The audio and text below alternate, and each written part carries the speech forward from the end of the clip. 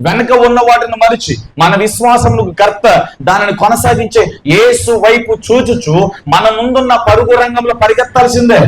వెనక వాటిని చూచి, అప్పులను చూసి, కష్టాలను చూసి భక్తిని గనక కోల్పోతే, పరిశుద్ధతను కోల్పోతే, యథార్థతను కోల్పోతే, విశ్వాసాన్ని కోల్పోతే, ప్రార్థన జీవితాన్ని కోల్పోతే చాలా నష్టం. ఈ రోజున సంఘముతో దేవుడు హెచ్చరిస్తూ ఉన్నాడు. ఏమన్నా తెలుసా? ఏకాంత ప్రార్థన మర్చిపోయావేమో, వ్యక్తిగత ప్రార్థన మర్చిపోయావేమో, దేవుని సన్నిధిలో చేతులెత్తడం మానేసేవేమో, దేవుని సన్నిధిలో మోకరించడం మానేసేవేమో, దేవునితో మాట్లాడి ఎన్ని రోజులైపోయిందో. ఈ రోజున పరిశుద్ధాత్మ దేవుడు మరలా గుర్తు చేస్తూ ఉన్నాడు. రాబోతున్న గడ్డు దినాలు, రాబోతున్న ప్రళయ దినాలు, రాబోతున్న భయంకరమైన దినాలు, జాగ్రత్త. ప్రార్థన పరులే ఉండండి, పరిశుద్ధులే ఉండండి, దేవుని సన్నిధిలో నిందారహితులో ఉండండి, కలిగిన దాన్ని గట్టిగా పట్టుకోండి.